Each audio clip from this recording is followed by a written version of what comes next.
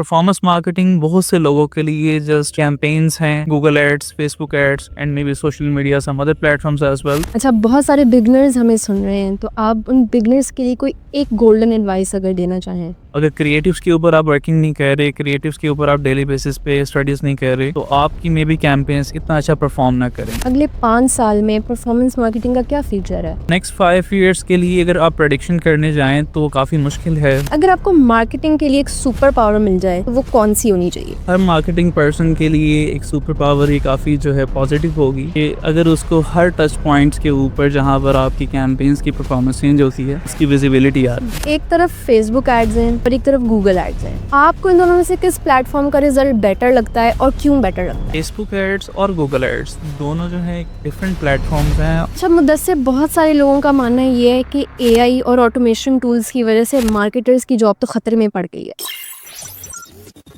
Welcome to कलम IT podcast.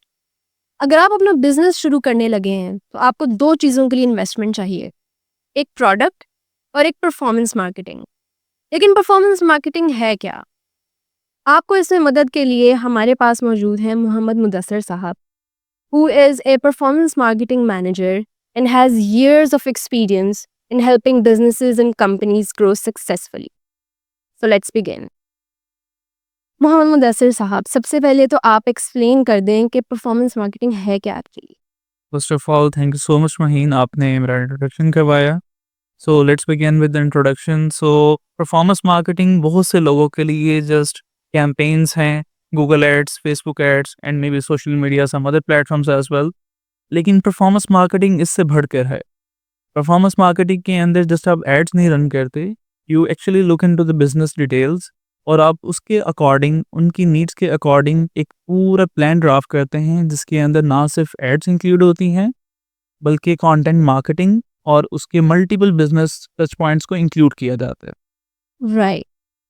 अब sir, सबसे पहले तो आप हमें ये भी बताएं कि आपके लिए, आपके पास सालों का एक्सपीरियंस है, आपके लिए सक्सेस का मतलब क्या है, पर्सनली भी और प्रोफेशनली भी?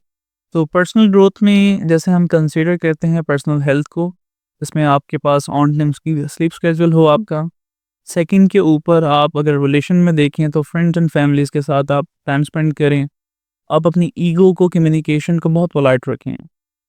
और थर्ड के ऊपर हर वीक के अंदर आपके पास कोई एक ऐसा पॉइंट हो, एक ऐसा कोर्स है, एक ऐसी लर्निंग हो जिसको आप वीकली बेसिस के ऊपर मॉनिटर करें। और by end of the month आपको एक सेल्फ क्वेश्चन भी करना चाहिए कि क्या मैंने इस महीने के अंदर ये पॉजिटिव इम्पैक्ट गेन की है अपने स्किल सेट के ऊपर। अगर आपका आंसर यस है तो आई गेस ये आपकी पर्सनल सक्सेस है। प्रोफेशनल सक्सेस में आपके पास आते हैं आपके शॉर्ट टर्म और लॉन्ग टर्म गोल्स। उसके बाद आप देखते हैं कि आप जो सिस्टम डेवलप कर रहे हैं वो कितना ऑटोमेट है।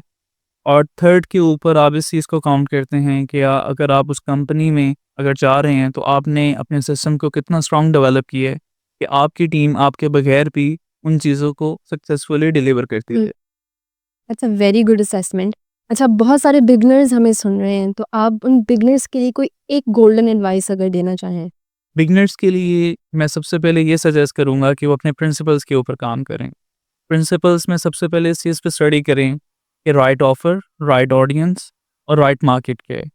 उसके बाद नेक्स्ट स्टेप पे मूव करें। जब वो परफॉर्मेंस मार्केटिंग में आ रहे हैं तो अपनी ट्रैकिंग को प्योरली हाइजीन रखें। प्योरली हाइजीन कैसे रखें कि अपनी कैंपेन के पैरामीटर्स को क्लीन रखें, नेमिंग कन्वेंशन अच्छी हो और अपने कन्वर्जन ट्रैकिंग के पैरामीटर्स को डे 1 से डिफाइन करें। थर्ड के ऊपर मूव करते हैं अगर हम, तो सबसे पहले मैं ये कहूँगा थर्ड पॉइंट में कि अपनी क्रिएटिव असेसमेंट को काफ़ी स्ट्रॉन्ग करें, because now days creative is a king. अगर क्रिएटिव्स के ऊपर आप वर्किंग नहीं कर रहे, क्रिएटिव्स के ऊपर आप डेली बेसिस पे स्टडीज़ नहीं कर रहे, तो आपकी मे बी कैंपेन्स इतना अच्छा परफॉर्म ना करें। और फोर्थ के ऊपर मैं ये सजेस्ट करूँगा कि सबसे पहले आप अपनी सेल्फ असेसमेंट भी करें डे बाय डे। अगर आप कोई एक न्यू कैंपेन रन कर रहे हैं, इवन रनिंग फॉर $100, तो मैं आपको रेकमेंड करूँगा कि उसमें से भी कोई ना कोई आप आउटपुट लें और उस आउटपुट के अकॉर्डिंग आप उसको नोट डाउन करें कि आपने इस न्यू कैंपेन से क्या सीखा। अच्छा मुदस्सिर, आपके नज़दीक अगले 5 साल में परफॉर्मेंस मार्केटिंग का क्या फ्यूचर है? तो नेक्स्ट 5 ईयर्स के लिए अगर आप प्रेडिक्शन करने जाएँ तो काफ़ी मुश्किल है, बिकॉज़ इस वक़्त आपकी जो परफॉर्मेंस मार्केटिंग की, डिजिटल मार्केटिंग की फ़ील्ड है, बहुत ज़्यादा इनोवेशंस की तरफ जा रही है। तो करंटली अगर मैं असेसमेंट करूँ नेक्स्ट फ्यू ईयर्स के लिए, तो डाटा का लैंडस्केप बिल्कुल चेंज होने जा रहा है। आपकी जो है थर्ड पार्टी कुकीज़, उसके बाद आपके कंसेंट मोड चेंज हो रहे हैं। और अगर हम सेकंड से स्टार्ट करें, तो सेकंड पॉइंट के ऊपर आपका जो माइंडसेट है वो एनालिटिकल होना चाहिए। बिकॉज़ आपके पास अगर एनालिटिकल माइंडसेट नहीं है, आप चीज़ों को अडॉप्ट नहीं कर रहे, तो आप जो हैं इस फील्ड में बहुत पीछे रह जाएँगे। Because AI is taking over on a lot of things, और करंट एरा के अकॉर्डिंग ये काफ़ी नेसेसरी पॉइंट है कि आप डेली बेसिस के ऊपर इन चीज़ों के ऊपर स्टडी करें। अच्छा मुदस्सिर, एक बात बताएं, अगर आपको मार्केटिंग के लिए एक सुपर पावर मिल जाए तो वो कौन सी होनी चाहिए? हर मार्केटिंग पर्सन के लिए एक सुपर पावर ये काफ़ी जो है पॉजिटिव होगी, कि अगर उसको हर टच पॉइंट्स के ऊपर जहाँ पर आपकी कैंपेन्स की परफॉर्मेंस चेंज होती है, उसकी विजिबिलिटी आ जाए।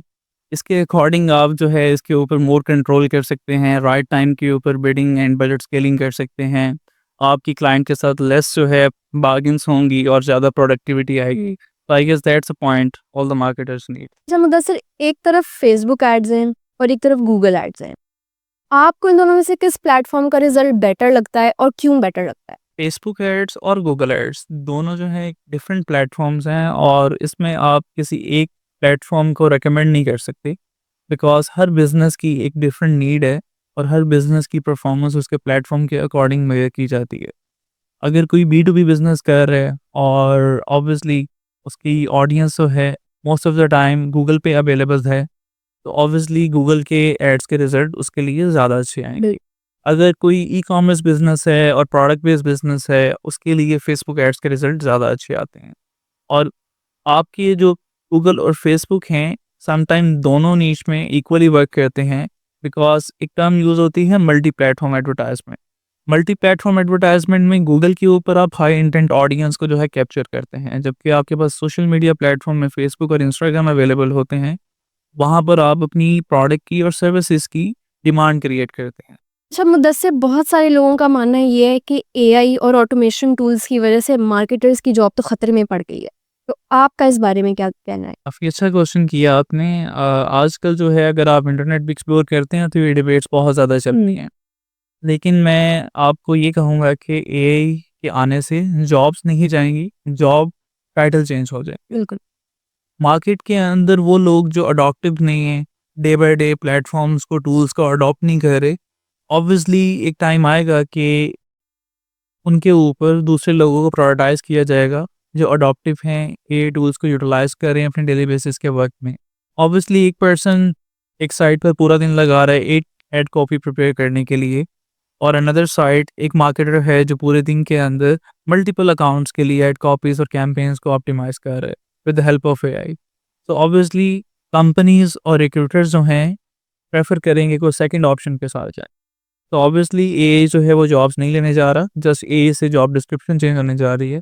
और वो लोगों के लिए ये प्रॉब्लम है जो अडॉप्टिव नहीं है, और डे बाय डे जो है अपने आप में इम्प्रूव नहीं कर रहे। मुदस्सिर, अब हमें ये भी बताएं कि आप पर्सनली कौन सा एट्रीब्यूशन मॉडल ज़्यादा प्रेफर करते हैं? तो पर्सनली मैं डाटा ड्रिवन एट्रीब्यूशन मॉडल जो है प्रेफर करता हूँ, बिकॉज़ ये काफ़ी सिंपल है। इससे आपको डेली बेसिस पे कैंपेन्स को ऑप्टिमाइज़, बिडिंग स्ट्रेटजीज़ को ऑप्टिमाइज़ करने के लिए ज़्यादा स्ट्रगल नहीं करनी पड़ती। लेकिन ये एक नेवर एंडिंग डिबेट है कि कौन सा एट्रीब्यूशन मॉडल ठीक होगा। बिकॉज़ एट्रीब्यूशन मॉडल इतने कॉम्प्लेक्स हैं कि आप रियल टाइम ट्रैकिंग जो है 100% एक्यूरेट नहीं कर सकते। इसके लिए आपको जो है मिक्स मार्केटिंग मॉडल के ऊपर भी जाना पड़ता है, और उसके अकॉर्डिंग आपको डाटा को एनालाइज़ करना पड़ता है।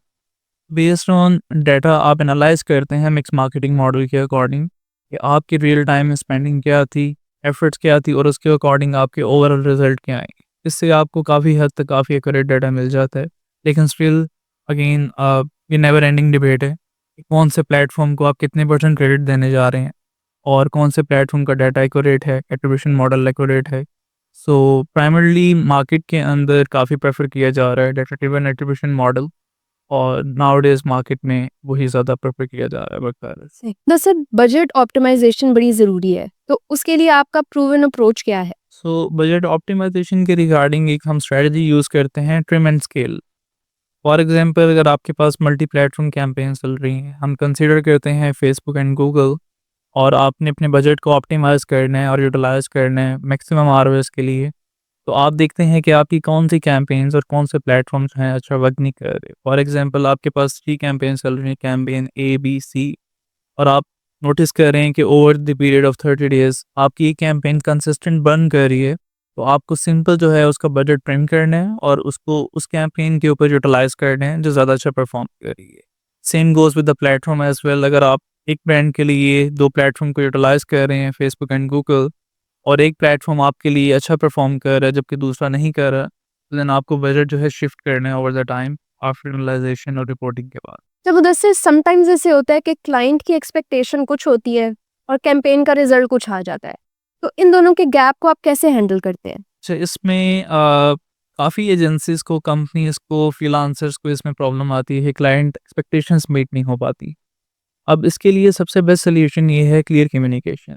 जब भी आप क्लाइंट के साथ ऑनबोर्ड हों, क्लाइंट के साथ इनिशियल मीटिंग्स करें, तो आप उसके बिज़नेस को ऑडिट करने के बाद, उसके अकाउंट्स को ऑडिट करने के बाद एक क्लियर रोड मैप दें और उसके अंदर क्लियर कम्युनिकेशन करें कि आपकी जो एक्सपेक्टेशंस हैं या एक्चुअल रिजल्ट्स हैं, आप उसको ओवर द टाइम क्या डिलीवर कर पाएँगे। Because over the years of experience आपको इंडस्ट्री में रहते हुए इतना नॉलेज आ जाता है कि हम एक सर्टेन क्लाइंट के लिए, एक सर्टेन इंडस्ट्री के लिए क्या अचीव कर सकते हैं विद इन सर्टेन टाइम। बिल्कुल। Regarding the current business situation वो वेरी करती है। सो अगर आप डे 1 से क्लाइंट को क्लियर कम्युनिकेशन करते हैं, क्लियर एक्सपेक्टेशन सेट करवाते हैं और ओवर द टाइम उसको गाइड करते हैं प्रोसेस के थ्रू, तो आई गेस इन चीज़ों को कैटर किया जा सकता है, इतनी मुश्किल नहीं है। लेकिन ऑन अनदर हैंड साइड जब आप क्लाइंट को जस्ट ग्रैब करना चाहते हैं और आप चाहते हैं कि आपकी क्लाइंट कंपनी के लिए क्लाइंट आ जाए सिंपल, और आप उसको जस्ट ऑन बोर्ड पर्पज़ के लिए कर रहे हैं अभी के लिए और आप कोई क्लियर कम्युनिकेशन नहीं कर रहे, तो वहाँ पर ऑब्वियसली क्लाइंट के साथ प्रॉब्लम्स आएँगी ओवर द टाइम और एंड ऑफ द डे आप क्लाइंट लूज़ कर देंगे। सो आई वुड हाईली सजेस्ट कि आप डे 1 से क्लाइंट को क्लियर एक्सपेक्टेशंस दें और क्लियर रोड मैप दें। जब उधर से जब भी आप न्यू कैंपेन स्टार्ट करते हैं, तो उसके फर्स्ट 3 स्टेप्स क्या होते हैं आपके? न्यू कैंपेन जब भी हम स्टार्ट करते हैं, सो सबसे पहले हम गोल डिफाइन करते हैं। फॉर एग्जांपल मल्टीपल बिजनेसेस के मल्टीपल गोल्स हो सकते हैं, लेकिन मेजरली आप कंसीडर करें, अगर एक ब्रांड का गोल है सेल्स लाना और अभी क्लाइंट आपके साथ ऑनबोर्ड हुए, तो ऑब्वियसली गोल तो इनिशियली सेल्स का है, लेकिन एक स्पेसिफिक कैंपेन का डिफरेंट गोल हो सकता है। आपका गोल हो सकता है कि आपने डिमांड जनरेशन करनी है कि आपकी प्रोडक्ट और सर्विसेज और ब्रांड की मार्केट में डिमांड क्रिएट हो। तो डिपेंड करता है कि आप क्या अचीव करना चाहते हैं उस कैंपेन से। So obviously the first step is define the KPIs कि आपके की परफॉर्मेंस इंडिकेटर्स क्या हैं।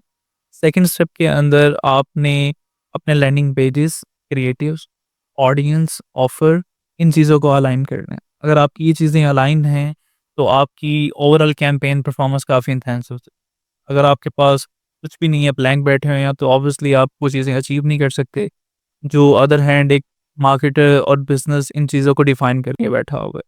और थर्ड के ऊपर अगेन आपकी ऑप्टिमाइज़ेशन आती है कि आप अपनी डेली बेसिस कैंपेन्स को किस तरह ऑप्टिमाइज़ कर रहे हैं। ऑप्टिमाइज़ करने के बाद आप उनसे क्या कंक्लूजन निकाल रहे हैं और उसके अकॉर्डिंग आप क्या डिसीज़न मेकिंग कर रहे हैं। अब फाइनली मुदस्सिर, आप हमें ये बताएं कि एक सक्सेसफुल परफॉर्मेंस मार्केटर के लिए 3 क्वालिटीज़ क्या होनी चाहिए? तो मेरे अकॉर्डिंग एक अच्छे मार्केटर के लिए उसका एनालिटिकल माइंडसेट होना, क्रिएटिव होना और अडॉप्टिव होना काफ़ी नेसेसरी है। एनालिटिकल माइंडसेट में एक पर्सन जो है वो मल्टीपल डेटास को ऑडिट कर सकता है, कैंपेन्स की परफॉर्मेंस को ऑडिट कर सकता है, बिजनेस सिचुएशन को ऑडिट करके डिसीजन मेकिंग कर सकता है। और सेकंड में क्रिएटिविटी इंसान को न्यू आइडियाज़ के ऊपर वर्किंग करने की तरफ लेके जाती है, इनोवेशंस लेके आ सकता है वो कैंपेन्स के अंदर, क्रिएटिव्स के अंदर, हुक्स के अंदर। और लास्टली अडॉप्टिव पर्सन मेरे अकॉर्डिंग वो है कि ओवर द टाइम अगर उसके पास कोई ऐसी चीज़ें आती हैं जो उसके स्किल सेट से ओवर हैं, तो वो उनको अडॉप्टिव वे में एक्सेप्ट कर सके। हाँ, कि वो स्टबर्न हो जाए एक चीज़ के ऊपर कि नहीं मैंने ये स्टडी किया और मेरा पैटर्न ये है, मैं इसके अकॉर्डिंग वर्किंग करूँगा। तो प्रेफरेबल यही है कि ओवर द टाइम उसको अडॉप्टिव होना चाहिए, चीज़ों को अडॉप्ट करे, उनसे सीखे। Thank you so much Mudassir. आज मुझे भी बहुत सीखने को मिला है और होपफुली हमारे लिसनर्स को भी बहुत कुछ सीखने को मिला होगा। लेकिन अभी भी बहुत कुछ है, बहुत डिटेल है जो हम आपसे और जानना चाहते हैं। तो होपफुली आप नेक्स्ट सीरीज़ में भी हमारे साथ मौजूद होंगे। Thank you so much viewers for watching this video. अल्लाह हाफ़िज़।